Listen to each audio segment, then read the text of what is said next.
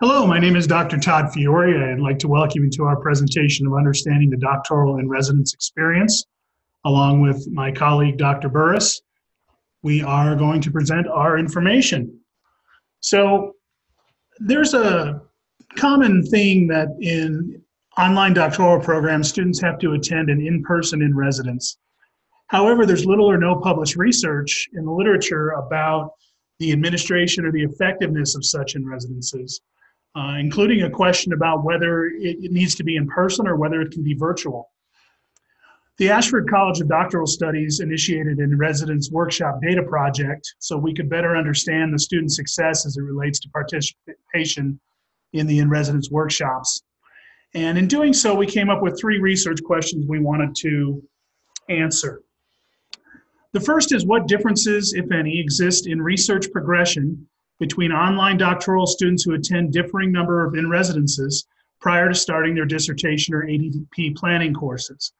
By ADP, we mean Applied Doctoral Project, and all online doctoral students have to complete either a dissertation or an applied doctoral project, depending on their course of study.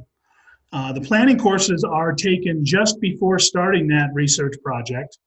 And when we talk about research progression, we're talking about different milestones along the way in finishing that project. So for instance, a letter of intent or a preliminary oral defense or a final oral defense. So that's kind of the definitions that you need to understand the research questions. So our second research question is, what differences, if any, exist in research progression between online doctoral students who attend in-residence workshops virtually and those who attend in person? And finally, our last research question is, what differences, if any, exist in research progression between online doctoral students who attend in residence workshop 4 virtually and those who attend in person? So all students are required to take 3 in-residence workshops, 1, 2, and 3. In-residence 4 is an optional additional workshop that's more geared towards completion for students who are already in their research phase of their program. So in looking at these questions, we had collected some data about various workshops that we have put on over the last couple of years. And we looked at some different variables, including the number of in-residences that students attended prior to starting their doctoral research. We looked at students who attended virtually versus in-ground or in-person in-residence for in-residence 1, 2, and 3. As well as virtual versus ground for in-residence 4.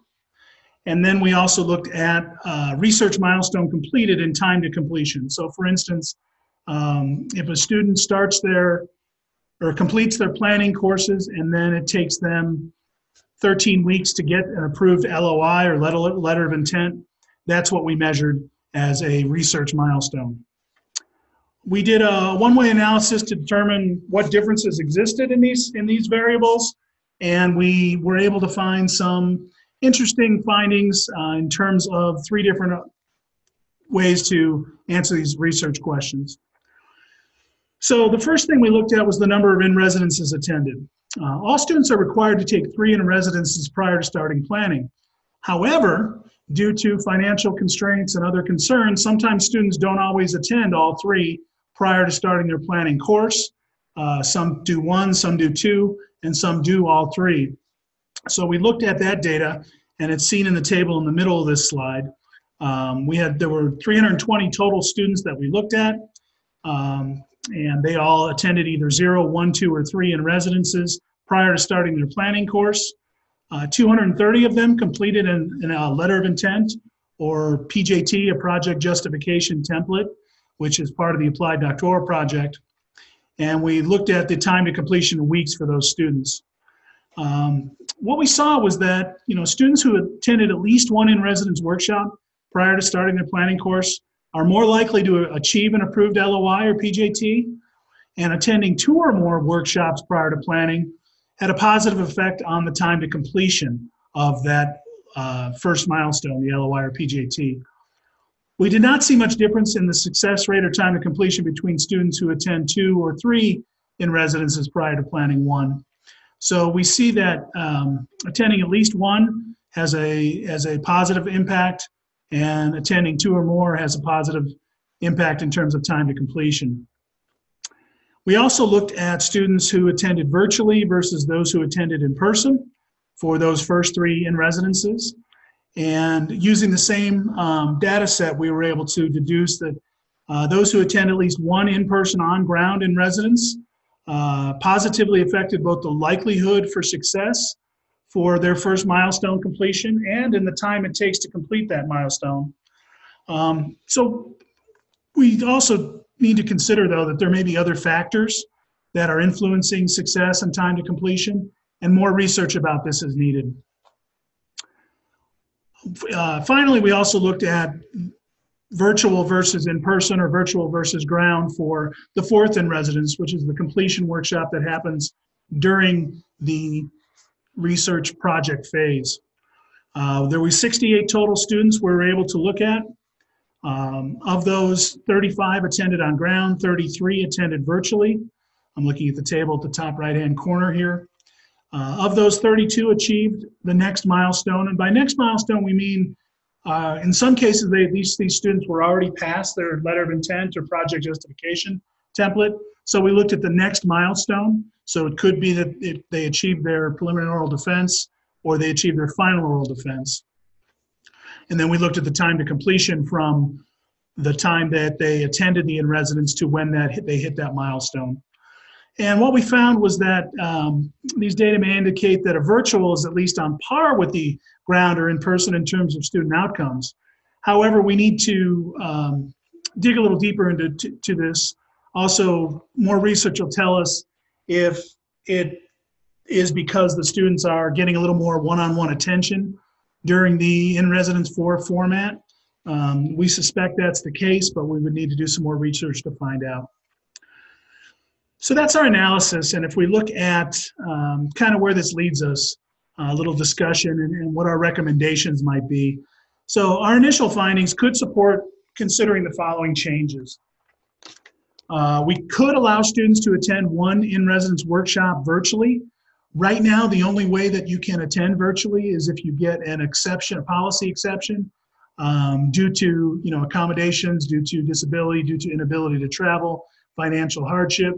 But it may be that we can allow any student to attend at least 1 virtually, and we can see the same rate of success at achieving their first milestone.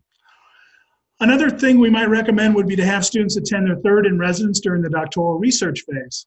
What we find with in-residence 4 is that it does seem to indicate or help with achieving that next milestone. So moving that 3rd in-residence to the doctoral research phase as opposed to before the planning course might spur students in that doctoral or research phase to improve their progression rate. Another thing would be to consider offering more virtual in-residence 4 workshops, since we saw little or no difference in terms of completion or achievement, and for virtual and ground. If we were to offer more, we might get more participation. We also need to look at the methods that are used in virtual in-residence 4 to potentially inform best practices for all of our virtual delivery of in-residence workshops. We're seeing, in virtual in-residence 4, the time to completion was about 16 weeks versus 29 weeks to the next milestone. So again, it might be the individualized approach, but it might be the virtual format has other things to look at. So we would need to do some more research in terms of how that is being administered, and maybe we can take some of those methods and practices to our other virtual offerings.